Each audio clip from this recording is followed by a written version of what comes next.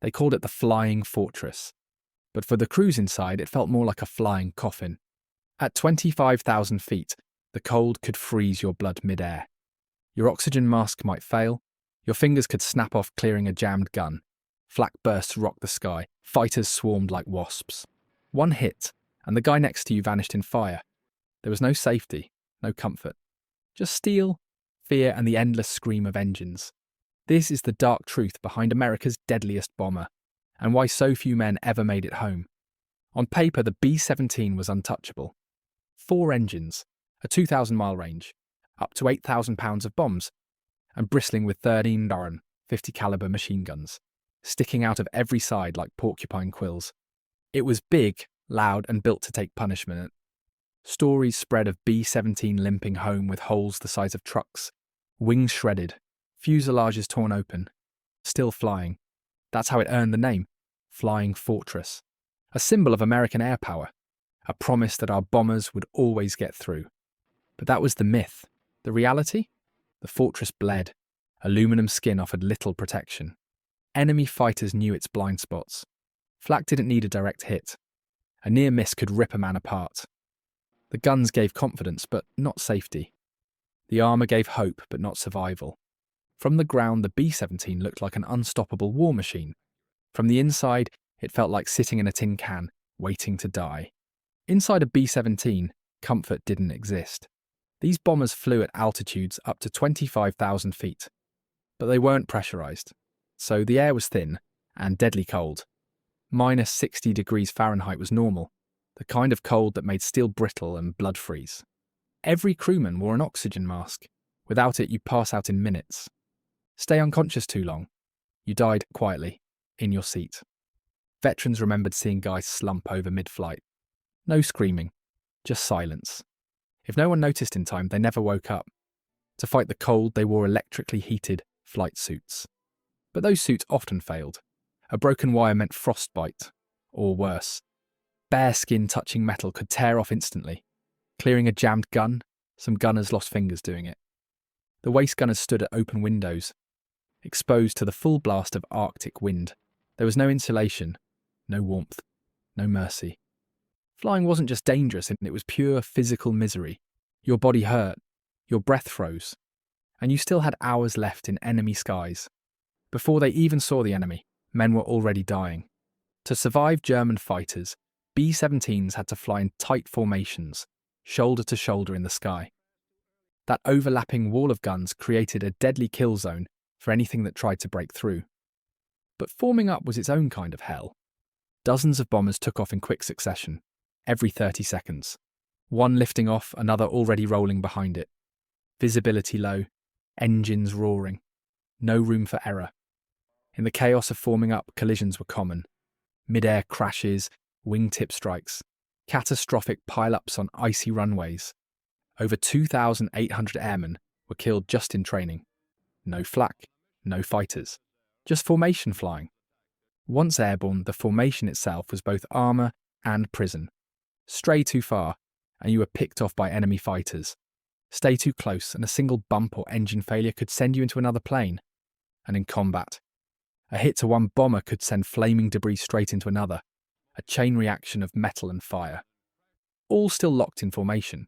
It was discipline. It was strategy. But it was also a death trap. Then came the flak. German 88mm anti-aircraft guns were brutally effective.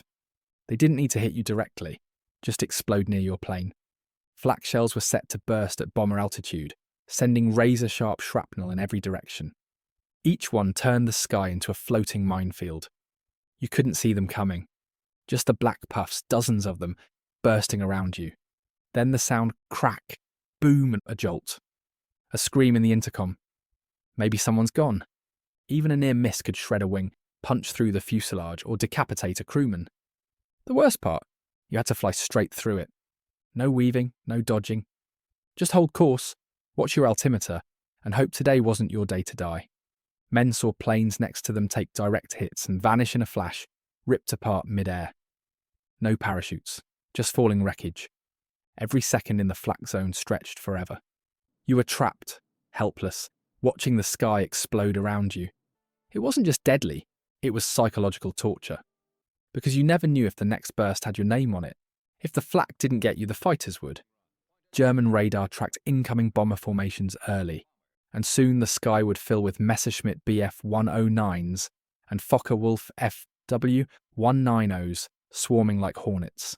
They didn't come alone. They attacked in waves, from above, below, and straight at you. Their favourite move, a head-on pass aiming right for the cockpit and engines. No time to react, just bullets, blurs, and terror. The B-17 had 13 150 cal machine guns, but they weren't enough. Too many blind spots. Too many enemies coming too fast. Fighters would dive at the formation, fire, then peel away before your gunners could lock on. Some even flew underneath the bombers, out of reach of most guns, then pulled up to rake the belly.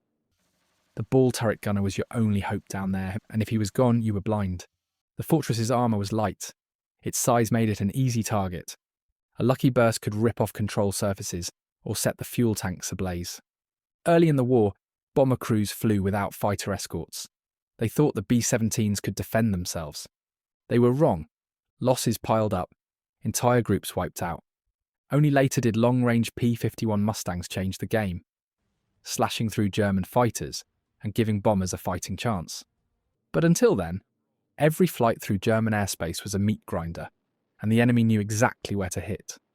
Every B-17 carried a 10-man crew, and not one of them had a safe job.